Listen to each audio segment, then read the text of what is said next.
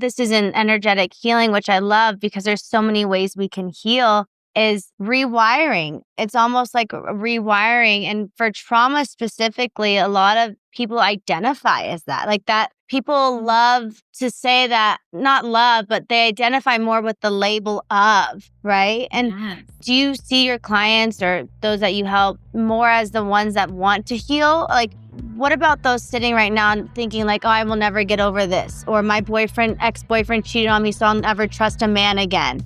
If you're tired of that surface level self-help, welcome to the Hustle for Happiness family, the podcast that challenges you. We're cutting through the fluff, we're breaking patterns, and we're shifting the way you see yourself and your life. Because let's be honest, growth isn't optional. It's so necessary. I'm Courtney Brooke, your host, certified life coach, life bestie. Thank you for showing up for you. Now, let's get into it.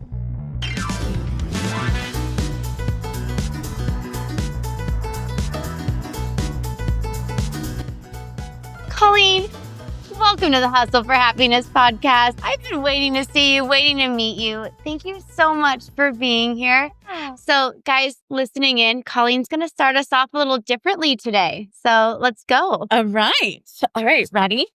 So if you're driving, don't close your eyes. But if you're in a safe, cozy space, I invite you to close your eyes and bring your hands together, stimulating the right side and the left side of the brain, stimulating the right side and the left side of the body.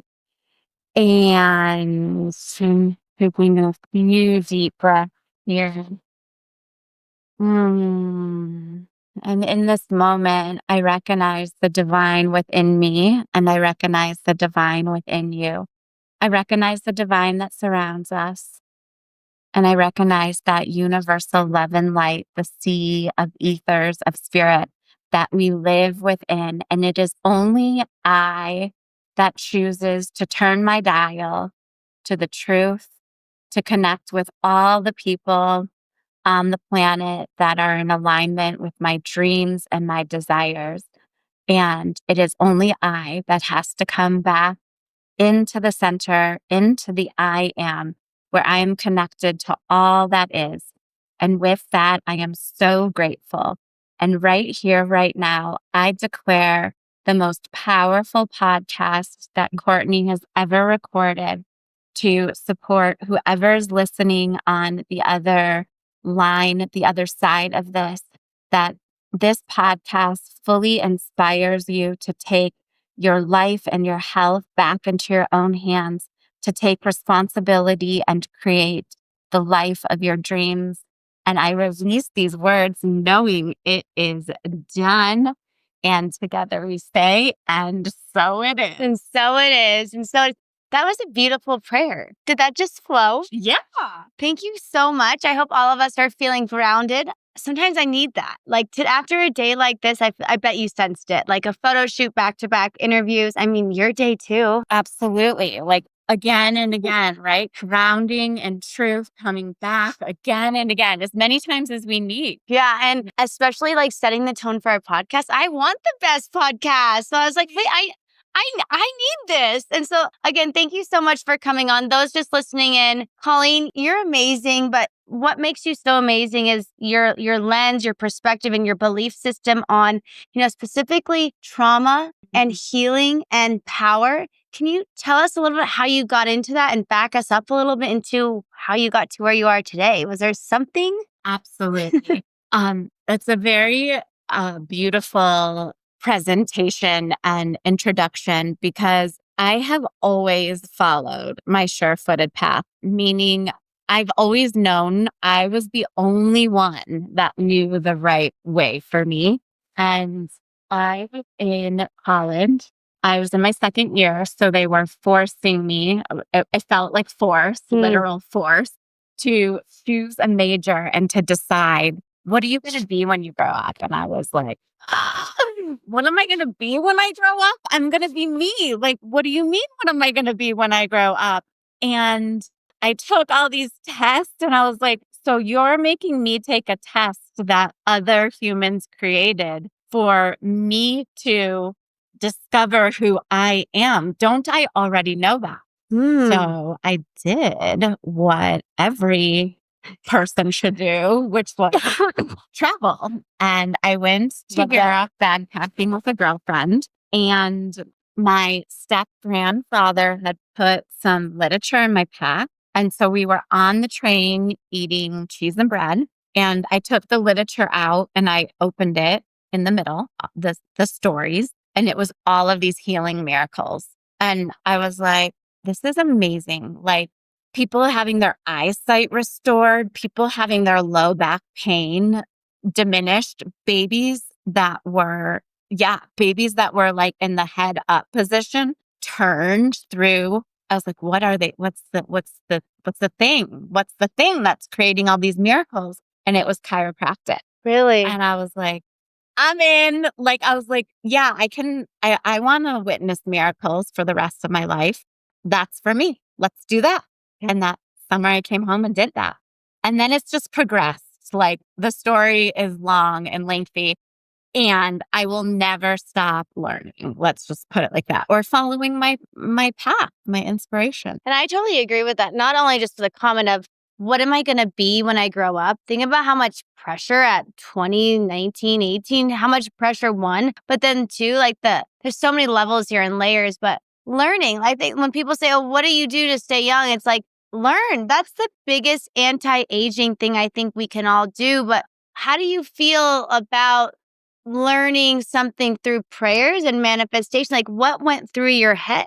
Well, I love that you just said staying young really quick, because my parents are getting older, right? And I swear the thing that keeps them young is their spirit, is the way that they like are loving their life and really showing up in it. So back to prayer and manifesting and spirit, it's just using your tongue, using your conviction, using your power, born innate power that's within, to speak over your life, to intend over your life, to create in your life.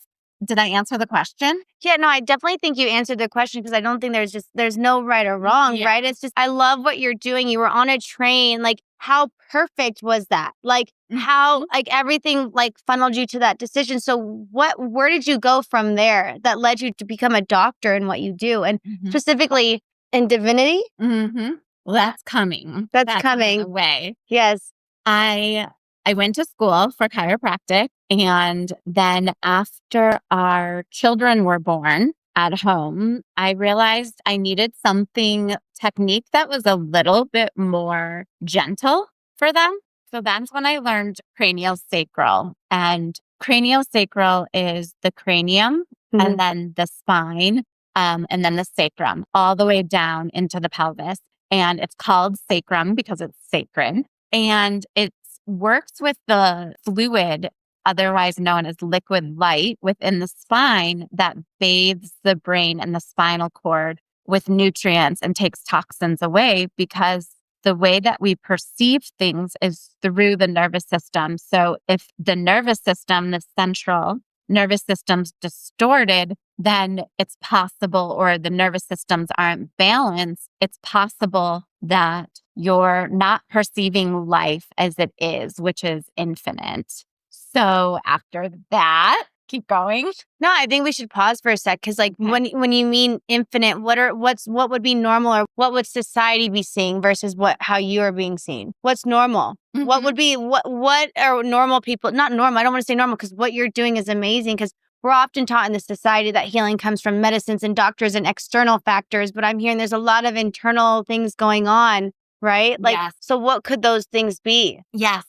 Well, if there is a distortion in the nervous system and things aren't firing and functioning optimally, then the messages, the wiring that's inside the body is off. Meaning, like, let's say the nerve that goes to my heart right behind my like T3 and T4 and my thoracic spine is distorted, then the firing to the communication between the heart and the nervous system is altered. That's the physical component. We all know what the emotional component is, right? Like the heartbreak or the emotions that we place on top of our heart that create distortion in the world. We think the world's broken, or we think the world isn't nice. Or we're victims, what I'm hearing. Everything is happening bad for me. Yeah. And there's a lot of that. I mean, I personally, a lot of people, you hear this word, I'm triggered, and people are being canceled for, Yes. and a lot of that is I hear what you're speaking on a little bit. Is that true, or can you elaborate on that? Yeah, I hear where you're going. I'll just quickly close Yeah. with there's the physical, there's the emotional distortion, there's the spiritual distortion, like not knowing who you are, not knowing you're a child of the creator, made in the image of greatness. And then So good. and then there's the mental part, which I think you're speaking of, like, I'm not good enough. Nobody loves me. Or this happened to me, and that's now my identity. Or I'm a single mom. I'm a single mom. You don't know what that's like. Or I have to work 2 jobs. And, that poor me mentality, I think, is what I'm getting at. Yeah. So that would be the mental component. Yeah. Yeah. Okay, what would be a spiritual? Like, what's an example that you see a lot around spiritual? You said identity? I see people forgetting that they're divine. That means that we have been created again in the image of God. We are the creators. We have the ability to co-create. And when we don't identify as our divinity, the truth of who we are, and we're identifying as woman or a single mother or a student, we're putting ourselves in a box. And that creates a distortion, because the truth is... What is the truth? I am divine as the way I am, or... Yes, I am. I am the I am. And I am a creator. And I am, you can put anything after, whatever you choose. Yeah, I love that. And then there's the emotional. Yeah. So that would be like sadness. You said it's around the heart. So what would that be? Well, I was just giving examples all around the heart. Okay. Another emotional example would be like feeling angry or feeling unloved. So that's the emotional component. And then the physical component is not doing cardiovascular, or having a misalignment in the spine, or having a blockage, or sitting on the computer all day, distorting the way that the flow happens. Wow. And you spent decades bringing people and healing people into their power and bringing them back. Yeah. That's amazing. Can you tell me a little bit about some of the transformations you've seen, or, what would someone be coming to you for? Like, it's so beautiful that like you're restoring people. You're literally restoring people. I love that. Yes. I remember the day that I was practicing chiropractic only in craniosacral, and this woman came in, and she was I saw her walking into my office, and she was like kind of hunched over. And I was like so excited to support her. And I was like, I'm going to give her, in my mind, I'm like, I'm going to give her the best adjustment, and I'm going to support her so fully. She's going to be so aligned. And I gave her the best adjustment after she told me about her life and her job and relationships that weren't going well. So I was like, yes, I did my part. She's great. And then I saw her leave. She hugged me, and I saw her leave, and she was upright. And then as she took more steps, she started hunching down. And I just remember being like, wow, I helped her, but I didn't help her. Do you know what I mean? And that was the moment when I was like, I need to know it all. I need to know everything. I need to know how to support people physically, emotionally, spiritually, and mentally. Like, I have to. And I mean, what you're doing is so, to me, amazing, but new. This ideology of, chiropractic work, physical body, and energetic healing. Like, That's amazing. Did you come up with this? Was there an influence in your life? I mean, that moment you saw her, was it that the moment that you're like, I can mix these two? Like, this is to me such a idea. Yeah. You know? There was a little bit more. So I would be working with people and I would start feeling their energy and they would be like, what is that? And I was like, I don't know. And I was so upset that I didn't know because I was like the doctor. Yeah. I'm supposed to know. And I was like, I have no idea. And like magic. yeah, well, like when the student's ready, the teacher appears.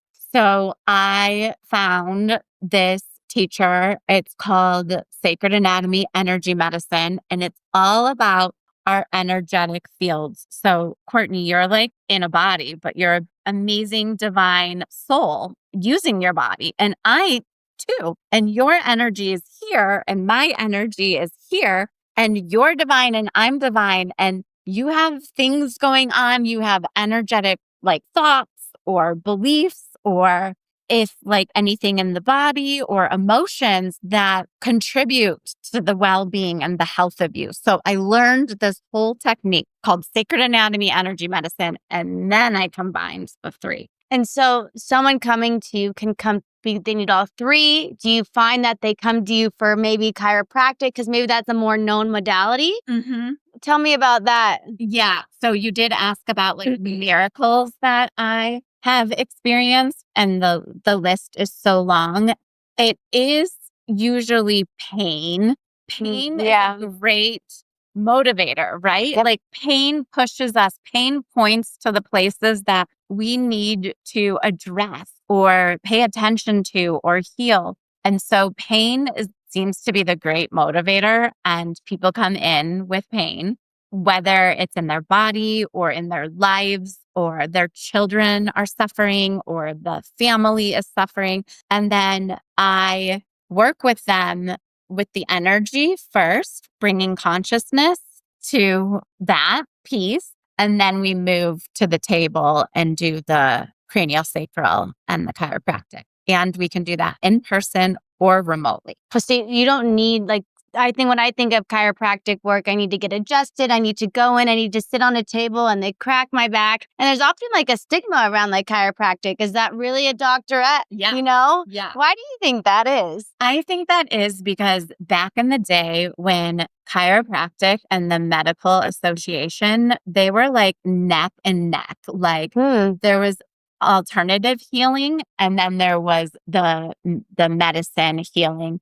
And as they were both rising in the consciousness of the collective, I think that the medical community had some really bad, mean things to say because if you do that, then you can persuade the fear-based. Absolutely. And so, thank you. Of course, I mean that is a marketing tool, right? I mean, fear. I mean, it's still being used today in politics. I mean, everywhere. Absolutely. And so, I mean, that is another driver, right? So how does healing work different from other traditional approaches? So I'm using the power that made the body, heals the body. So I'm using the innate intelligence within each and every single one of us that's available. That's the truth. We're always healing. Everything that, even if you like pull your tendon or your Achilles, more than likely, there's a misalignment moving all the way up the spine that is creating some sort of a pull. And the body is always trying to do the best thing. So we often think, oh, I'm sick, when really, oh, you actually need to detox. Actually, you need to slow down. Actually, you need to take better care of yourself. Oh, wow. All right. So these are signs for us. We're constantly getting sick. We're fatigued. Maybe we're snapping at people, like probably frustration. This is what I'm assuming because I'm actually selfishly calling myself out. I'm on a detox right now, that cleanse. So you're saying that these are symptoms that our body is telling us something from within. Yes. Interesting. So you use the people's body and energy with your chiropractic work. Hey everyone, I am really moved to interrupt this episode with something that's been on my mind. You see, I recently received a message from one of our listeners. Let's call him John. He originally reached out to me for marketing advice, but our journey together took an unexpected turn. John shared, "Thank you for helping me experience life better. I appreciate your guidance and your gentle challenges. What a beautiful ride it has been." His words really struck a chord with me because they highlight the incredible impact that coaching can have on our lives, like how it can shift our perspectives and open up new possibilities. So here's the thing. I want to extend a special offer to you, our Hustle for Happiness community. As a gesture of gratitude, I am personally offering a complimentary coaching session. No strings attached, just a chance to explore how coaching can support you in your own journey. So if you're curious or feeling stuck, click the link below to schedule your session whenever you're ready. Let's chat and see how we can make your ride through your life even more beautiful. Thanks for listening and allowing me to share this with you. Now, let's get back to the episode. What are some common things that people would come and see you for, common blocks that people experience, and how do you help them? I'll go backwards from the people that I've just saw today and Perfect. backwards. One person I've been working with for a while who really is taking charge of her own life and being the creator. So she's noticing situations that she's pulling to herself, not in alignment with what she's choosing. So she's thinking, why am I creating this? And what do I have to heal in order to create something different? Yeah, I mean, that's super awareness right there. Right. She's already aware. Yeah. She's advanced. Yeah. And so what's next for her? For her is just supporting her being her fullest self for the rest of her life and supporting on her journey, feeling seen, feeling held, making sure everything's flowing, making sure she's continuing to grow and expand in her purpose in her life. And you can do that is that something you would do through chiropractic specifically, or is that now you tapping into the other spokes? Yes. So every session includes first the sacred anatomy energy medicine, and we check the fields. We make sure that nobody else's energy is in your space. We clear any vibrations and make sure that everything is healthy. And then we move. So with her, we were working through the sacred anatomy and a little bit more of the subconscious and traumas. Yeah. So talk to me about trauma specifically. You mentioned this on our phone call and even setting up for when we were talking about over the podcast, setting up trauma and healing and power. Do you think that we can heal from our traumas completely, or do we just have to accept them? No, I think trauma is something that happens to us. And then at the time of a trauma, there is a decision that is made and gathered in the subconscious mind. So let's say I am in a car accident, and so I decide being in a car is unsafe. So I've created that belief, even though I am in a car now and that's not happening to me, but I've created the command that it's not safe. It's not safe. It's not safe. Okay. So through sharing the experience and releasing the emotion that has been stuck in the nervous system or stuck in the body, and releasing those emotions and by releasing them, it creates a part of an openness for you to be oh yeah, I'm not in that situation anymore. I don't have to be scared. And then you need to make a new declaration. So when I drive, I'm surrounded by so much protection. I get to every single one of my places safely and soundly on time. And so it is. It's like a reprogramming of the computer where the program got the wrong program from the trauma. And it's almost like we talked about it on another episode, but this is an energetic healing, which I love because there's so many ways we can heal. is rewiring. It's almost like rewiring. And for trauma specifically, a lot of people identify as that. Like that people love to say that, not love, but they identify more with the label of, right? And Yes. do you see your clients or those that you help more as the ones that want to heal? Like, what about those sitting right now and thinking like, oh, I will never get over this, or my ex-boyfriend cheated on me, so I'll never trust a man again? Right? What are those at home having those thoughts? I would say limiting beliefs, but we all have those thoughts. Mm-hmm. Those sitting at home, how can we help them? I would say the first decision is to choose that you no longer want to have those thoughts, or looking at your life and taking inventory regarding what is showing up in your life. And if you don't like it, then I'm reminding you that you have the power to change it. So I recommend finding a practitioner that will help you weed out those limiting beliefs and those traumas so that you can reinstate and become the creator of your life and choose different thoughts and patterns and reprogram. Yeah, because it's almost like it's a choice to believe those thoughts, and it's a choice to want a different thought. Yeah. But you keep saying over and over, creator and creator and creator, and it's so powerful and it's uplifting. Like I get the chills when you say it because we are the creators. Yes. We are in control. Yes. And so how do we give people that power back? What is, to me, it's again, it's a choice, but when you're stuck in that hamster wheel, how do we get off? I think the hamster wheel is, and back to the pain, I think sometimes we do have to go low,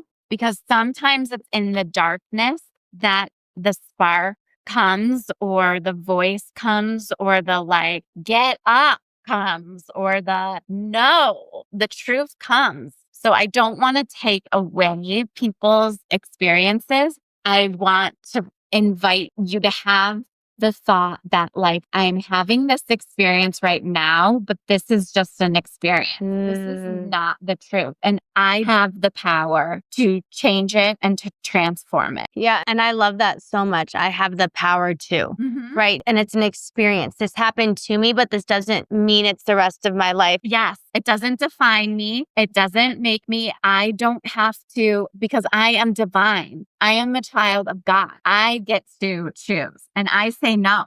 Well, and you get to say no. And I feel like many people feel like healing is something done to them rather than a choice. Yes, that's powerful. But I also, how do we get them to see the mindset that it is that way? Because a lot of people think that healing will happen over time or just give it time. But I personally believe, coming from my background, foster care till I was 10, even getting adopted into the family when I was 10, like that's its own learning curves. And then you bring it into childhood or adulthood. It's a mindset too. If we think logically, in your realm, it might be a different term, but there is a choice factor to this. What is the mindset around grasping that just because it happened to us doesn't mean it's the rest of our lives? Like, I personally believe, and you can tell me this, or we can heal from our trauma. Yeah. But it's not given to us, the healing. Yes. Yes, that is so deep and it's so powerful. We have to choose to take the power. Yeah. And it is our responsibility to take action towards that healing. Like, nobody's coming to save us. Yeah. Like, it's between me and you and you, and me and God and you and God when it comes down to it. So my husband said, Colleen, everything you're doing is the hardest to crack. And I'm like, really? Like, don't I just have to speak with other people and speak truth? And doesn't that truth hit others in the heart? Doesn't that inspiration spark others to begin to search and to begin to like move in the direction of what lights them up, or just receive a glimpse? And like, doesn't that then just catch on fire and just keep creating? Yeah. I believe, yes. No, and I think what you're doing is definitely, it's a yes in all caps, bold, underline. It's allowing people to see their fullest potential. Now, you talked about speaking truth. I'm curious because you see this word. I personally see it a lot. Oh, you have to set boundaries. You have to set boundaries. What do you feel about the difference between speaking your truth? Because I have my own take, but speaking your truth and creating boundaries. Mm-hmm. Okay, beautiful. So there's absolute truth, which is like so true. You are divine. That's the truth. Like we can't fight about that. And then there's the relative truth, which is like what my experience was of the situation, right? So that when I say truth, I'm talking absolute truth. When I talk about boundaries, I'm actually talking about protecting your own sacred energy, your mind, your thoughts. So boundaries are not for other people. Boundaries are for you to help you remain in peace or in your own energetic greatness. So does that make sense? Do you like an example? Yeah. So if it gets too cold in here, I may have to stop the podcast and grab my jacket. Like that was a boundary and it didn't have anything to do with you. Like it was like, and right. And you were like, okay. Or if you choose to drink at this function that I'm hosting, that's very sacred, I will have to ask you to leave.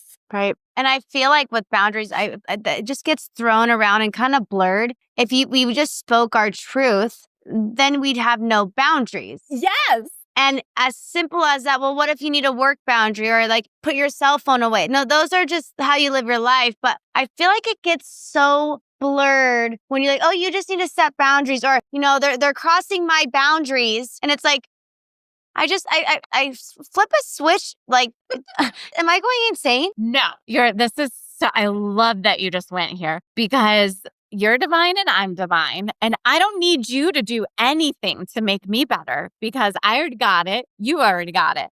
Therefore, if I want to enmesh with you energetically or become codependent on you, or what's the other? Enmeshment, codependency, or become inappropriately energetically entangled with you. Like, I think I need something from you. Yeah. That is what a lot of our culture is learning right now. I want to say it in a nice way because we're learning that we're divine and you're perfect and I'm a human perfect. Human perfect. Yeah. I'm just trying to understand when you said we're all divine. I associated that with we're all becoming spoken and using our voice. Mm-hmm. And so is that where the boundaries are getting blurred because everyone's just putting up all of these like limits, so to speak?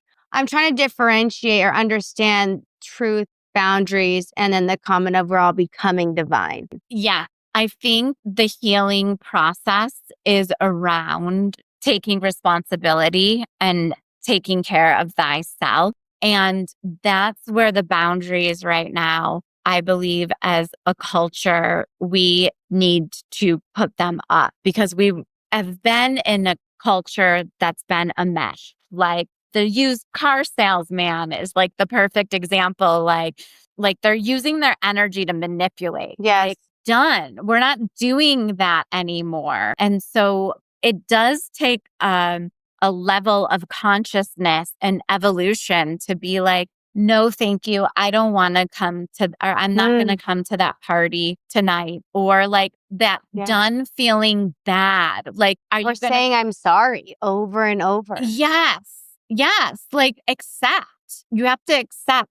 Suffering happens when we don't accept people, places, and things as they are. So accepting like she doesn't want to come. She doesn't want to go. And that's okay. And I don't need to get offended. And she still loves me. Yes. And I love her. Yes. And I think that's so important. Like, we need to stop saying sorry and being okay if someone thinks not differently, but wants to just do differently. Yeah. Right? I think what a blessing it is someone feels so comfortable to tell me, no, I'd rather stay at home. Yeah. Right? I think that there's something about that. It's almost like I owe it to them if I I cancel, I owe it to them Yeah. mentality. And I love that piece. It really reminds me of, we don't owe anyone anything. Mm-mm. And how can listeners, I mean, we've all been in this trap. I mean, we just got through the holidays. I mean, not just, but a couple months ago. And there's a lot of those events coming up, but 2025 is here. And I think it kind of reminds me of the category of people pleasing. Yeah. Like, how can we be less of that? Mm-hmm. How can we be more of ourselves and be okay with that? There's this,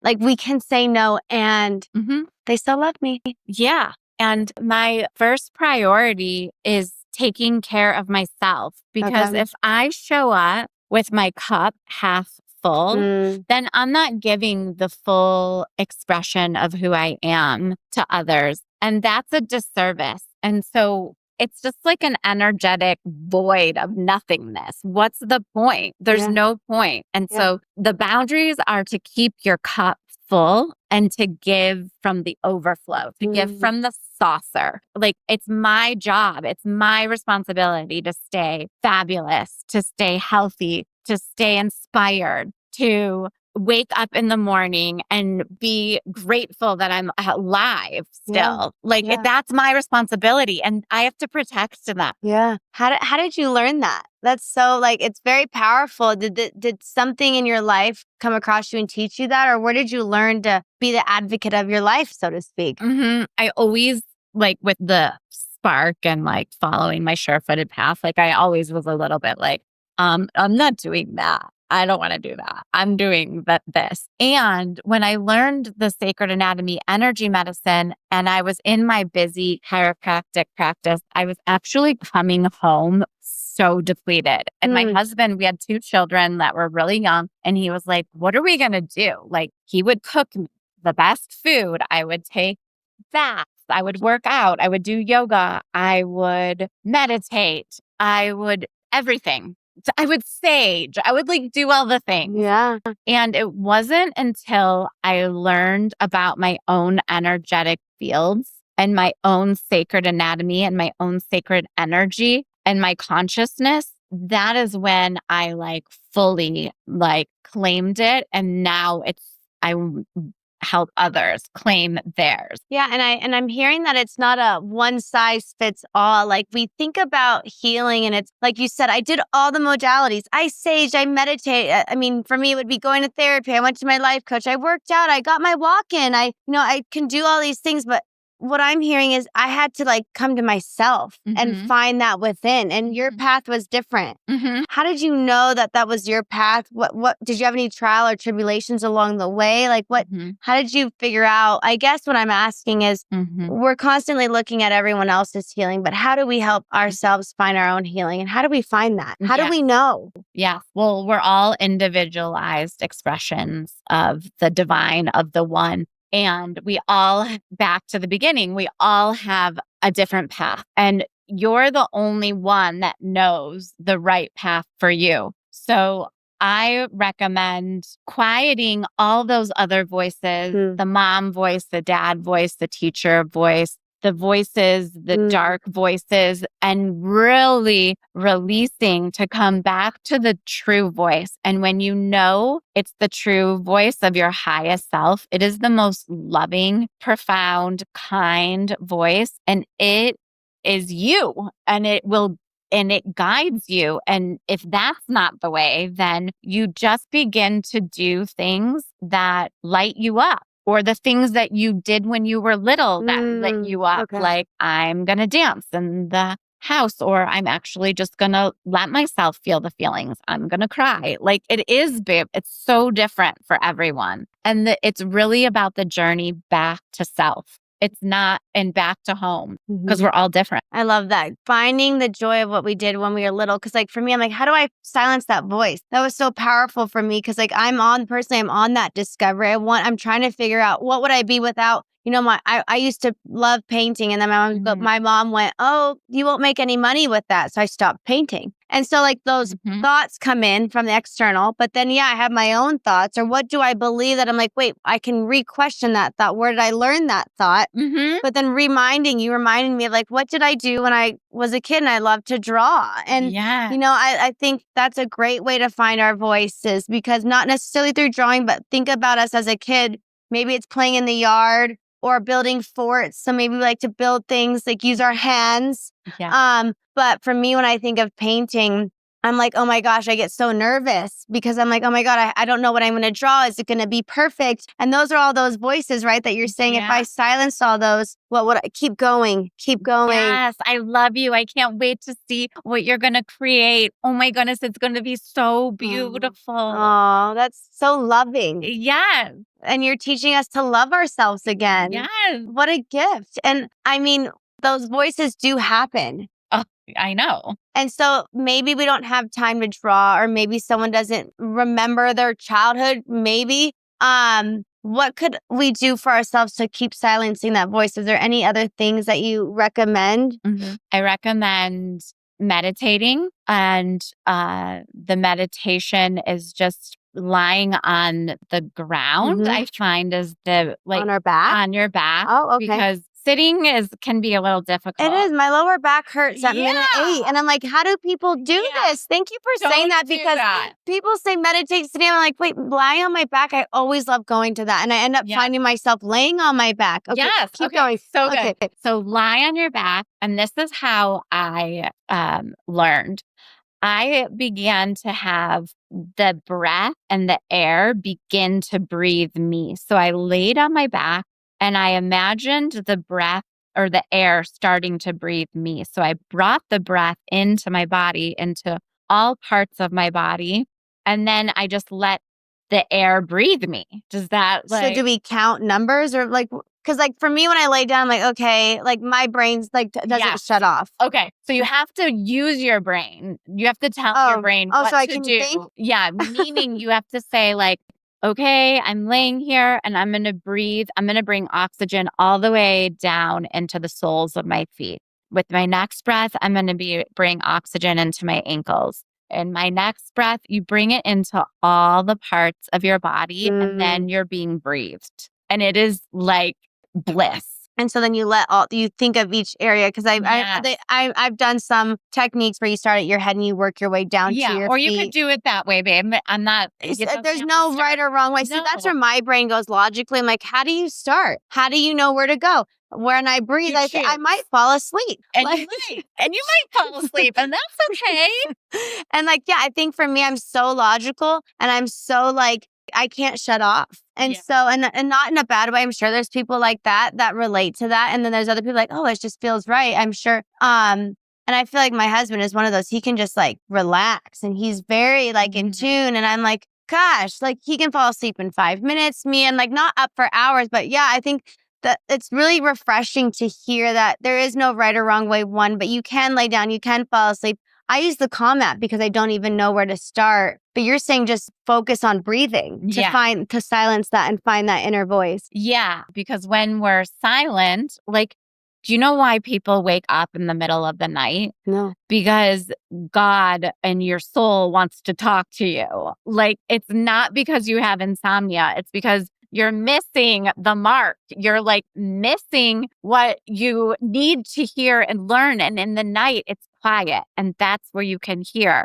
And that's where you can ask the questions. And that's where you can receive the answers, because nobody's getting in your way. Wait, I'm like mind blown right now.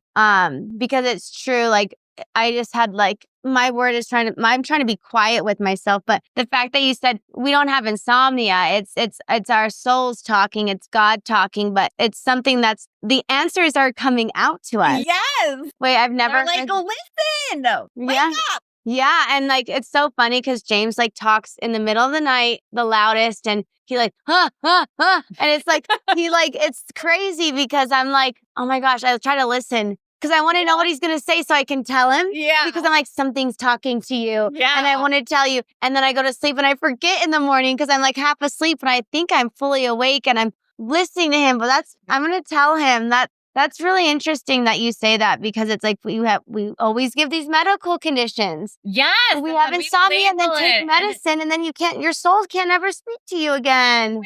Wait, I'm serious. And like depression, I think is like depression and anxiety is, our emotions wanting to come out and suppressing them. I mean, is that how you? Depression is a deep pressing on your soul. It's like suppressing. Yeah. Okay. Pressing down. And it's emotions, or what do you think it is that we're depressing as a society? I mean, depression is thrown around a lot too. Oh, he must have depression. Oh, I have depression because I'm sad, or I'm constantly feeling. Yeah. What's your meaning to depression? Well, I just want to start that one with the truth around every day you might get sad once in the day. And so this constant searching for this utopia feeling is not part of the human experience. Like, we're supposed to experience the whole array of emotions. We are not our emotions. We experience them. Yes. And when depression hits, it's informing us of, where have I been giving my power away? Where have I been suppressing who I truly am? Where have I been creating false identities of the way I think things should, and now they're not that way? It's almost like you've been fighting your inner self for so long, living your life based on what people think or want of you, and you're kind of colliding. It's like a collision of that inner self wants to come out, but we're not letting it come out with our fears, thoughts of other people, comparison, society. And so that inner soul is just waiting. It kind of reminds me of like when a root of a tree pops up the cement and it finally came out. It's like it can breathe. Yeah. It kind of reminds me of that. And then full circle, like that's what you help with, craniosacral and all these things of back issues and tendons. It's these our inner body wants to be healed. And it's so interesting to me because we're often taught that healing is outer directed. Healing is through medications. It's through surgery. It's through like diagnosis. And what I'm hearing is healing is within. Yes. All of it. That's amazing. I mean, as we wrap up this podcast, I feel like healing and happiness. What can you leave guests with? Just a gem of taking, if we could leave them with one thing today. I would like to leave you with the truth that you are divine and there's only one you in the entire universe. And the universe stands for one song, like uni is one and verse is song. And your contribution, your expression, your gifts are needed for the one song. Your song is needed to contribute to the one song. And so it is your job to express. It is your job to share. It is your job to heal. It is your job to create. It is your job to create solutions around problems. Like, we want you and we need you, because without you, it is so not as shiny and bright and hopeful. Like, come on. I mean, amen. Or as we say, so it is. Thank you so much. I mean, it's true. Let's take up some space this week, you guys. Let's take up some space. One song. Like, that's so true. Let's use our voice. Let's use our truth. Let's use our energy. Let's use our sparkles. Let's use our expression. Where can listeners and viewers find you, stalk you, learn from you? Because you're a plethora of knowledge on your page. And if you guys want to deep dive with Colleen, Dr. Colleen Lindstrom, she is beyond knowledgeable and just good energy. Like, when I want to go to your page, I'm like, I need to learn something. Where can they find you? You can find me at drcolleenlindstrom.com. or my Instagram is Colleen Lindstrom DC. And I am starting a podcast soon. Yes. And it's called Heal Your Energy, Heal Your Life. And I'm going to talk about all the ways that energy influences us, and emotional and truth and just inspiration to inspire you. And honestly, I'm so excited you're starting a podcast because you have so much to say. And this is such a, I would say it's a newer topic for me because I'm getting into learning this space and hearing from you, and you're bringing light to this world and you're teaching us there's different ways to heal. Mm-hmm. And, maybe the outside world, external medications, therapy doesn't work, but there's the inner side. So why not try that? Well, and it always works. Yes, exactly. Like hands down, 100%. Exactly. And so we're all on this journey. And so I'm excited. Thank you so much for coming on. Thank you. All right, HFH fam, that's a wrap. But before you go, let's talk about Happier Hour. Think of it like hiring a personal trainer for your mindset. You can do this all alone, or you can have someone help you, guide you, push you, and help you see things you wouldn't normally see on your own. And just like training your body, one good session can seriously change everything. Now, I don't want money to be the reason you're staying stuck. So I created this specialty coaching session to get you moving. DM me Happier Hour at Hustle for Happiness Podcast Instagram, or just click the links below in the show notes and book your session. Oh, and don't forget, you can watch this episode live on YouTube at Hey Courtney Brooke and subscribe so you don't miss what's coming. Thank you again for showing up for you. Until next time, keep growing, keep pushing, and I'll see you back here soon. Love you guys.